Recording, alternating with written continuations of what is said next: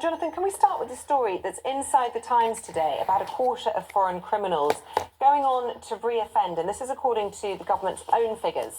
Yeah, so this is an interesting one, and of course it's alongside, I should mention, another story about about crime and punishment, if you like, where the government is committing to recruiting 13,000 more police officers, which I think everybody wants to see more police on our streets, and I think that people will be keen to see the government getting on with that. But yes, this is about foreign criminals who have released from prison who have gone on to re-offend. Now, of course, we don't know the circumstances of their right to remain in the UK, but I dare say there'll be a lot of people wondering that if they are offenders, what is going on there. And I do think the government should be looking at this. And by the way, we were talking about immigration a little bit earlier.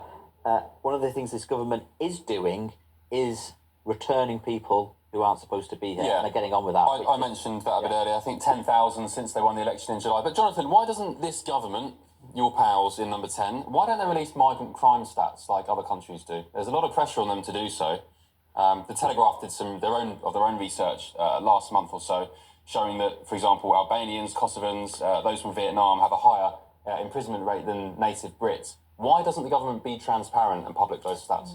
Well, I presume they don't. Well, presumably they don't collate them in the way in which the ONS, I suspect, must do. The Home Office collating them at the moment. I mean, I'm not sure where the Telegraph have got those particular numbers from. But look, I mean, I always believe that it's important to be transparent with statistics. Of course, it is.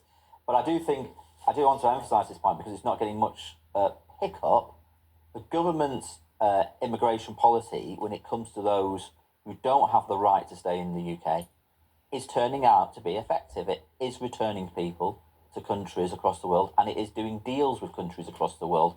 So when Conservatives come on, like Mel Stride was earlier, saying the government doesn't have a plan, well, actually, the government does have a plan, and it's beginning to work. Yeah, they've had the largest number ever returned on one flight, and asylum returns up 50% in the last 12 months. But the Tories insist that there's been a 64% increase in small boat crossings since the same period before the election, 6,000 extra people in hotels, and the asylum backlog is up by 11,000, all since the 4th of July. I mean, you know, pick sides, decide which set of figures you want to believe. This is a huge problem.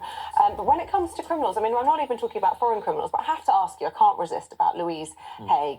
We know that she resigned last week because it came to light that she had a criminal conviction. That was spent, but the public were not aware of it. It poses a whole debate, doesn't it, about whether or not there is a life in the public service, like she was in the cabinet, for somebody with a criminal conviction. What's your personal view on that? Well, I think it's very sad for Louise Haigh. I think I'm very sorry to see her leave the cabinet. I thought she was a very effective cabinet minister with a very promising future political career, actually. And indeed, Keir Starmer said that she will continue to make a contribution. She did the right thing in leaving the cabinet, given the circumstances. Did she? Because she knew. It's not a problem. And Keir Starmer knew. Why did she leave? Because that's what, I'm trying to get the nub of what the problem was. Because if he's accepted, and apparently we understand Starmer knew all the details of this and had no problem with putting her in his cabinet, in a government position with a large government salary, then why did she resign? Because I think we all know that if she'd stayed in place, it would become an ongoing distraction. And I dare say if Louise Haigh was still in the cabinet today, it would be a topic of much debate on your programme this morning, as it would be on every other news channel. And when those distractions hit government, they are, as the word suggests, distracting when you need to be getting on with implementing your policies. Well, I would say the outgoing Conservative government's proclivity to have WhatsApp groups saying right now, according to Nadine Dorris, is actually worse than what Louise Haigh did in terms of a spent conviction. I really do. Well, I mean, it's certainly true that, you were more likely to see Elvis riding Shergar than a cabinet minister under the Tories resign for wrongdoing. So that is certainly true. And actually, sometimes it's a good thing, actually, that a minister has actually done what people would want them to do, which is resign and say, look, actually, given the circumstances, I'm going to go. And maybe it is possible to have a good resignation in that respect. Maybe there's more to it and we just don't know. Did Keir Starmer know or not? Because Louise Haigh says that he knew. Well, look. upon joining the opposition benches? Well, I mean, presumably you must have we've read that. We know that conversations have gone on, but look, I mean, I'm not privy to them myself. Okay, Claire, let's talk about this gambling story. We're aware that around the time of the election, a number of MPs got into hot water. One particular Labour cabinet has been on our channel speaking about all of this. And what are the Times saying about it? So the Times are saying that Keir Starmer has been urged to bar politicians from all betting or on election outcomes. You'd have thought that would have been normal practice. You would have assumed that would have been de rigueur. But we've also got Lindsay Hoyle, who is the partisan leader of the House of Commons, opening up BETFRED headquarters as president of the Rugby Football League. So you've got a conflict of interest there. The Conservatives are saying Lindsay Hoyle should not, under any circumstances, have been associated with BETFRED. And I do think Keir Starmer is correct to say that MPs should not be betting on any outcomes at all. You talk about insider dealing. Could they throw the election, by-election, or whatever? It's open to scrutiny, and that's what I don't like. You're in public service, you have to be held accountable, and you have to be as scrupulous as you possibly can. I mean, this was a big controversy in the general election campaign, and we have that sort of daft aper for a Tory MP who supposedly knew about the election day and then went and put money on it. I mean, and then I think he got sort of kicked out of the Tories as a result. Look, this to me sounds sensible. Look, what I would say, though, more broadly in terms of gambling, we do have to support people who have problems. Of course we should. But sometimes the reporting of some of this becomes incredibly Puritan and sanctimonious. I am only here because of gambling, because my dad worked in the Manchester Playboy Club casino as a croupier, where he met my mum, who met my mum, who was a bunny girl in the Manchester Playboy. So look, I'm only in this world because of gambling. I'm looking at you in a whole other light, Jonathan. I mean, I'm going to remind you of your Ian Duncan Smith comments as well. So, look, you're in a different light. So look, we should deal with problem gambling. Yeah. We should support problem gambling. But actually, the gambling industry does employ a lot of people from working class backgrounds in jobs, and as I say, but I'm only here because of the gambling. Also, Jonathan, though, in every single working class impoverished city in Great Britain, there is a gambling shop. Gambling is an addiction, and no one wins apart from the house. That's what my dad always taught me. Yeah. It's true. That's why I'm not into it myself. I'm not into gambling myself. Kevin Craig, of course, was suspended from the Labour Party. He was a candidate during the election. He put a bet on himself. He has been cleared by the gambling regulator, but he's done a sit-down with our political editor, Krista Pope. His podcast comes out on Thursday, so I thought I'd give that a little plug as it segues nicely into what we were just talking about. Where should we go? What are we on time-wise? Should we talk about the Qatari state visit today, Claire? Yep. All the pomp and ceremony, red carpet being rolled out. Will we see the Queen? Will we see the Princess of Wales? We will not be seeing the Queen at the official state visit to welcome the Qataris. She will make an appearance at supper this evening, at the formal dinner, but Princess Catherine has been asked to not up her game, but up the holes in the diary, shall we say. So she will be taking on a lot of the responsibility for this visit. There's talk of Qatari art being on view after one of the meetings, and we know she studied and she read ancient history of art at St Andrews. So there's clearly something there that she would want, she's interested in, but there's obviously a big business deal. Is that, these people do not come to this country to meet the royals for nothing other than to bolden business and to make themselves look good. Jonathan, some of our viewers this morning are suggesting we shouldn't be having a state visit for Qatar, bearing in mind their human rights, slave labour, and of course recently harbouring quote-unquote Hamas leaders whilst the situation in the Middle East is going on. What's your thoughts on that?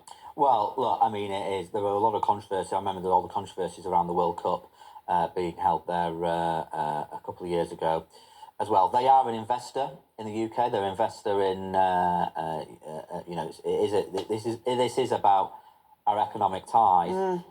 I think, it's not for me remotely to criticise Palace. I would never, ever do that, obviously. But you're right, there's going to be a lot of people looking at this feeling a little uneasy about this, given their record. Jonathan, can we talk about this story? The word brain rot has been announced as the Oxford Dictionary Word of the Year for 2024 amid concerns over endless social media scrolling and mind-numbing content. This really caught my eye, this, because, look, I know exactly where people are coming from, and I sometimes catch myself looking at utter drivel on my sort of social media feeds as well. Like when I sort of somehow I look at my Instagram and then all of a sudden I start getting videos. I don't even know why I'm being sent these videos. And algorithm. And then you watch one video. What they think you like. I know, but you sort of accidentally watch one and then you get sent loads more. But what really caught my eye on this is because it's been driving me mad. My 13-year-old. My 13-year-old daughter keeps singing this Skibbity Toilet song. Oh, so does my son. And I had no idea where it's gone. What's it called, sorry? Skibbity Toilet. It's awful. It drives me up the wall. I'm with you. And it turns out that it's a... How does it go? I don't even want to do it. I've not even heard of it. Well, you're lucky. And anyway, this is related to brain rot, and this comes from sort of some TikTok or some YouTube thing where she's just going around the kids, and it's awful, isn't it? Yeah, it's absolutely awful, and everyone's getting Skibbity Toilet birthday cakes. I was in Smith's trying to buy Christmas presents, and there was a Skibbity Toilet that you could buy for your child for Christmas. Please don't go there. It's a whole... But brain rot is a thing. Yeah. And it's happening. It is. I think they call it doom scrolling, Claire, when you're, as Jonathan was describing, just suddenly scrolling for hours on end and there's videos and they're inane and whatever. Doom scrolling, you heard of that? No, I haven't. What? That's what they call it. I haven't. No, I haven't. I'm clearly not on my phone enough. Oh, really? Yeah. You're not guilty of getting lost on social media? No. Yeah. No.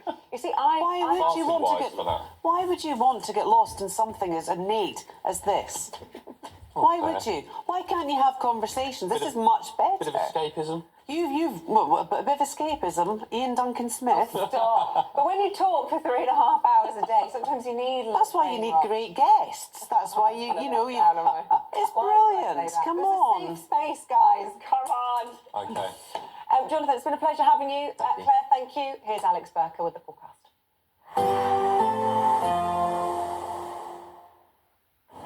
Even though we'll see a cloudy start, it'll be a bright outlook for the rest of the day. Boxed Solar, sponsors of weather on GB News. Good morning. Here's your latest GB News weather update from the Met Office. We do have some rain and some snow pushing across northern parts later on today, but for many this morning it's cold, it's frosty, there's even some fog and freezing fog around. Most of that will clear as we go through the day, and then otherwise, actually, across the bulk of the country, it's looking largely fine with plenty of winter sunshine around. A bit of rain pushing into the tip of Cornwall though, and some rain starting to push into far western parts of Scotland and across Northern Ireland as we head through into this afternoon as well. It is going to be quite a chilly day despite the sunshine. For most, temperatures struggling, a bit milder though towards the southwest. Here temperatures should get into the low teens. Now, as we go through into this evening, and this band of rain across Scotland is going to push its way a little bit further eastwards, and as it does so, hits the cold air across us, and so that's why we're going to quite regularly see a fair amount of snow, mainly over the higher ground, but even to lower levels could see some snow, and that could cause some problems on the roads through the evening. Further south across Northern Ireland, over the highest ground, we may see a bit of snow. Even over the Pennines, there may be a bit of snow to come as we go through this evening and overnight. But across much of England and Wales, actually, it's staying dry through the evening, and then as that band of rain pushes its way southeastwards, it really will just be rain for most places, and it will be quite fragmented, not a huge amount for most. It is going to be another chilly night where we see the clear skies coming in behind the front, so again there could be some frost around, perhaps not as cold as last night, and in fact in the southeast it will probably be coldest during the start of the night, turning a little bit milder as some cloud pushes in during the early hours. Otherwise, as we go through tomorrow itself, and we do have a ridge of high pressure building, so a calm, largely settled start to the day and staying largely settled through the morning, but we then do have another weather system waiting to come in from the west as we go through later tomorrow and overnight into Thursday, bringing some wet and windy weather then. Again, temperatures a little bit on the low side, chilliest in the east, a bit milder towards the west, but winds picking up. See you later.